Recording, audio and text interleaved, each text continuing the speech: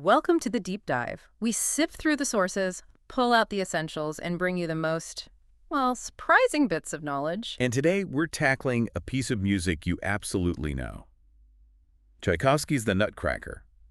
It basically is Christmas for a lot of people. It really is. Yeah. But here's the twist we're going to explore, the paradox, really. Even though it's everywhere now, the full ballet, it was kind of a flop when it first opened in St. Petersburg. A huge flop initially, which is wild when you think about its importance today. Right, because now it pulls in something like 40% of annual ticket sales for major American ballet companies. 40%. That number is just staggering. It's not just a show, it's the financial backbone for many companies. Yeah, exactly. So our mission, using one really detailed historical source, an encyclopedia entry actually, is to figure out how this giant recovered from that rocky 1892 start. And we'll dig into some of the musical secrets Tchaikovsky tucked away, and even touch on why this holiday staple is facing some modern critiques.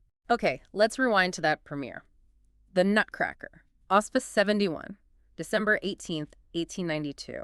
And it wasn't even performed alone, was it? No, it was a double bill with Tchaikovsky's opera, Iolanta. Imagine sitting through both premieres in one night. That sounds intense. A brand new opera and a brand new two-act ballet. Wow. And the Nutcracker was specifically billed as a ballet fairy. Okay, hold on. Ballet fairy. What does that actually mean for someone not up on their 19th century Russian theater terms? Think fairy ballet. It signals that the main focus isn't necessarily a deep plot or complex characters. It's more about visual spectacle. Magic tricks, big sets, that sort of thing. Exactly. Grand illusions, transformation scenes, spectacle over, let's say, narrative depth. Which makes the initial reaction even stranger because if they came for spectacle, the critics were apparently underwhelmed. Very much so. Now, the project was commissioned by Ivanov. Tchaikovsky was supposed to team up with the star choreographer Marius Petipa. The legend, yeah. Petipa did create the libretto based on a version of the Hoffmann story, but then he got sick. Ah, so who stepped in? His assistant, Lev Ivanov, finished the choreography.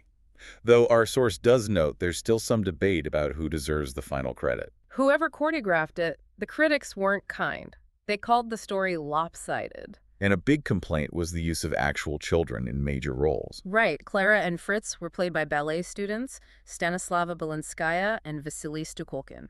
Yeah, real kids. And critics felt that limited the complexity of the dancing. They were used to adult virtuosity, you know. So it felt maybe a bit small scale, less grand than expected. That seems to be part of it. And that connects to what our source calls the sugar plum problem. The sugar plum problem. Okay, I'm intrigued. The big issue, which really highlights the audience's frustration, was that the star ballerina, Antonietta Dell'Era, as the sugar plum fairy, she didn't get to her main event, the Grand Pas de Deux, until the very, very end of Act Two. Wait, how late are we talking? Close to midnight, apparently. After all the national dances, the divertissement. Yeah. Oh, that's just bad planning. People must have been exhausted and annoyed. Totally. You wait all night for the prima ballerina's big moment, and it comes that late. Plus, the reviews for the dancers themselves were mixed, sometimes brutal. How so? Well, Dell'Era was praised for her technical skill, her point work, but at least one critic apparently called her corpulent, or podgy.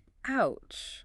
That's harsh, even for back then. And the battle scene in Act One, the mice versus the soldiers, described as confusing and quite amateurish. So staging problems, pacing problems, performer critiques. But the music. Ah, yes, that was the saving grace. Even the critics who hated the ballet, they loved the score. What did they say? Things like astonishingly rich in detailed inspiration, melodious, original, and characteristic. So the show itself stumbled, but the soundtrack, instant classic. The music basically carried it. Okay, so let's talk about that lopsided story they didn't like. Where did it come from? It was based on an adaptation by Alexandre Dumas. Yeah, the Dumas of the original E.T.A. Hoffmann story from 1816, The Nutcracker and the Mouse King. And Dumas simplified it. Considerably. He cut out a lot of the darker, frankly weirder parts of Hoffmann's original tale, like this long backstory called The Tale of the Hard Nut. Never heard of it. So Dumas made it more palatable, Christmassy. Pretty much. Which is also why the main character's name changes sometimes. Hoffmann called her Marie. Petipa used Marie Silberhaus, but eventually Clara became the common name in many productions. Got it. So walk us through the original plot they staged. Act One. Okay, Act One, Christmas Eve, Nuremberg, Germany, maybe the 1820s. We meet Clara's godfather, Herr Drosselmeyer. He's this fascinating character, councilman, magician, toy maker. A slightly unnerving but cool relative who gives the best gifts. Exactly. He brings these amazing clockwork dolls, Harlequin and Columbine, a vivandière, and a soldier. Very intricate. And first the Nutcracker, the wooden doll. The main event. Later that night, after everyone's gone to bed, midnight strikes. Magic time. The Christmas tree grows huge, the room expands. And the battle kicks off. The Nutcracker leads his army of gingerbread and tin soldiers against the mice, led by the seven-headed Mouse King. 7 heads. Hoffmann was not messing around. Definitely not. And Clara becomes the hero. She throws her slipper. Her shoe saves the day. Love it. Throws her slipper, distracts the Mouse King, and bam! The Nutcracker stabs him. This act of bravery breaks the curse. And the wooden Nutcracker turns into a handsome prince. Classic fairy tale trope. Right.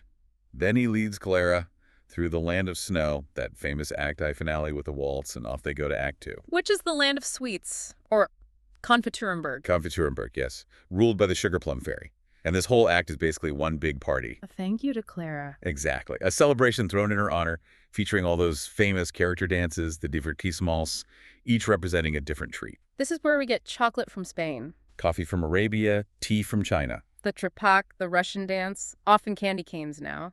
And marzipan, sometimes Danish shepherdesses, sometimes French mirliton players with reed pipes. It all builds up to that very late Grand Pas de Deux. And then the finale. What was the original ending supposed to be? You mentioned it was odd. Yeah, the libretto describes the final scene, the apotheosis, as representing, get this, a large beehive with flying bees, closely guarding their riches. A beehive with bees. How does that fit with any sugar, maybe? Honey? It's unclear. It feels very much like a ballet fairy thing, ending with a big, weird visual spectacle, even if it doesn't totally connect thematically. Just one last wow moment. Huh, okay. Let's pivot to the score itself, the part everyone loved. What's the big musical innovation here? Without a doubt, it's the celesta. That shimmering bell-like sound, especially in the dance of the Sugar Plum Fairy. It sounds magical. Was Tchaikovsky the first to use it? He was incredibly secretive about it. He'd heard it in Paris, this new instrument, and basically told his publisher, get me one, ship it secretly, don't tell Rimsky-Korsakov or Glazunov. He wanted the sound revealed to be his. Yeah. He really wanted to surprise people with it. Did he use it before the Nutcracker? Technically, yes, but barely. He slipped it into a symphonic ballad called the Voyevoda the year before, 1891. But the Nutcracker was its grand debut, where he really showed what it could do. And the stories about how he wrote some of the music are fascinating. Like the main tune in the Grand Pas de Deux Adagio. Oh yeah, the big sweeping melody. There are 2 completely different origin stories for that. Okay, what's the first one? The lighter one is a wager.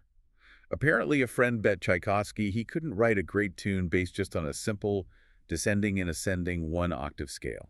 And the Adagio melody was his proof he could. You can totally hear the scale in it. Exactly. That's the I told you so version. But the other story is much heavier. Much. It suggests that the melancholy feeling, especially on the descending part of that scale melody, might reflect his grief over his sister Alexandra. She died not long before he started composing the ballet. Wow. So it could be rooted in a trivial bet or profound personal loss. That kind of explains the music's emotional weight, doesn't it? That bittersweet quality. I think so. It has that depth even amidst the sparkle, which probably helped it connect with audiences even when the staging failed. And Tchaikovsky, smartly, didn't wait for the full ballet's premiere to get the music out there, did he? Nope. He was ahead of the game. He put together the Nutcracker Suite, Opus 71A, for concert performance. It actually premiered 9 months before the full ballet. Talk about a good marketing move. What was in the suite? Just the greatest hits, basically. 8 numbers. The Miniature Overture, the March, Dance the Sugar Plum Fairy, the Trepak, Arabian Dance, Chinese Dance, Dance of the Reed Flutes, and Waltz of the Flower. All the big ones. And it was a hit. An immediate, massive success. Reports say every single number had to be encored at its first performance. It basically guaranteed the music would live on no matter what happened with the ballet itself. And that success just snowballed. The number of arrangements now is insane. Oh, totally beyond classical. You've got Duke Ellington's jazz version, Shorty Rogers too. The rock and roll hit Nutcracker by B. Bumble and the Stingers. Can't forget that one. Trans-Siberian Orchestra's A Mad Russian's Christmas is huge every year. Even Pentatonics won a Grammy for their a cappella take. It's just woven into the cultural fabric. Absolutely. It's endlessly adaptable. Okay, so let's bridge the gap. How did this Russian piece, initially a critical failure, but with this hit score, become the American Christmas tradition, the one making companies 40% of their money? It was a slow burn, really, and mostly happened in the U.S. decades later. There were some important earlier revisions in Russia, like Gorsky's in 1919 and Vanonen's in 1934. What did they change? Crucially, they often cast adults as Clara and the Prince, addressing that early criticism about using children and wanting more virtuoso dancing. Bringing back the star power. Exactly. But the real game changer, the moment it became enshrined in the American holiday season, was George Balanchine's 1954 production for the New York City Ballet. With Maria Tolchief as the Sugar Plum Fairy. That's the one. Balanchine's staging is what really took the Nutcracker from being just another ballet in the repertoire to being the annual Christmas event. It cemented its commercial power. But that power, that dominance, has its critics, too. I remember reading Sarah Kaufman's piece about the tyranny of the Nutcracker. Yeah, that was a powerful critique from the Washington Post dance critic. What was her main argument? That because Nutcracker is such a guaranteed moneymaker, ballet companies become reliant on it. They have to program it every year to balance the books. Which means? Which, she argued, makes them less likely to take risks on new, potentially less profitable work. It stifles creativity and makes the whole art form a bit predictable, maybe even stagnant.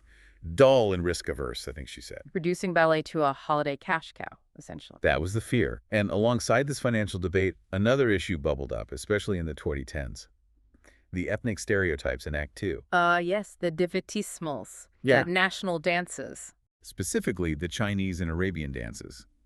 Critics started pointing out, more forcefully, that the traditional stagings often relied on outdated and offensive tropes. Like what, specifically? For the Chinese dance, criticisms included yellow face makeup, stereotypical kowtowing or shuffling steps, sometimes exaggerated Fu Manchu mustaches. Okay, and the Arabian dance?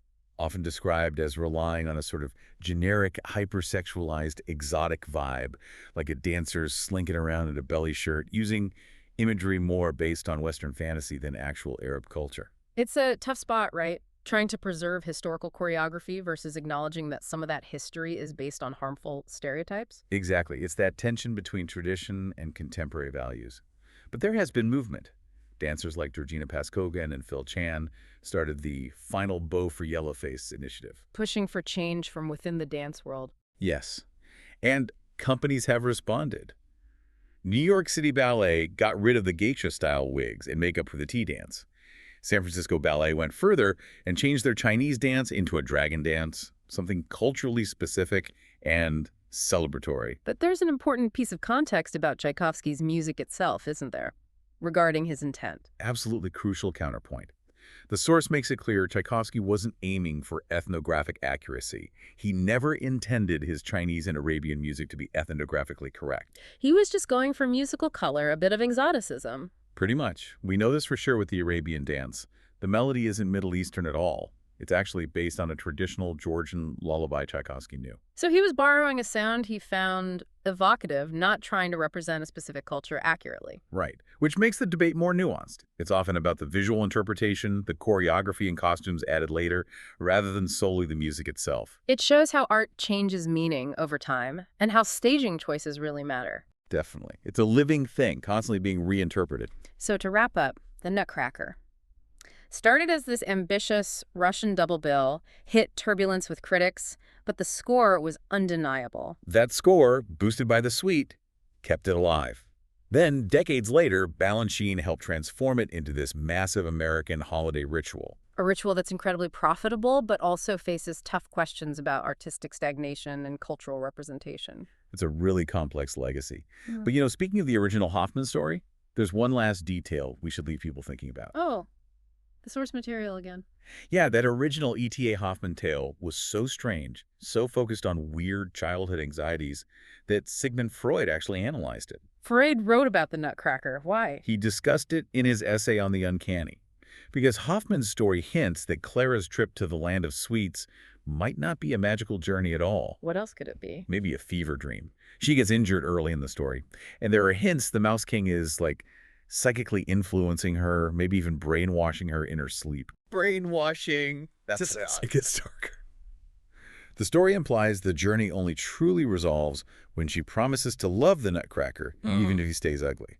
That promise breaks the curse, and then he basically insists she marry him. Whoa, okay, that puts a completely different spin on the whole thing. It's not just a sweet Christmas fantasy then. Not in the original. So the question to ponder, maybe the next time you hear those Celeste bells. Yeah. Are you watching a delightful holiday dream unfold? Or are you enjoying a beautifully scored, sanitized version of a much older, much stranger, potentially quite disturbing story about childhood trauma and obsession? Something to think about while the sugar plums dance. Thanks for that final, unsettling thought. Happy holidays.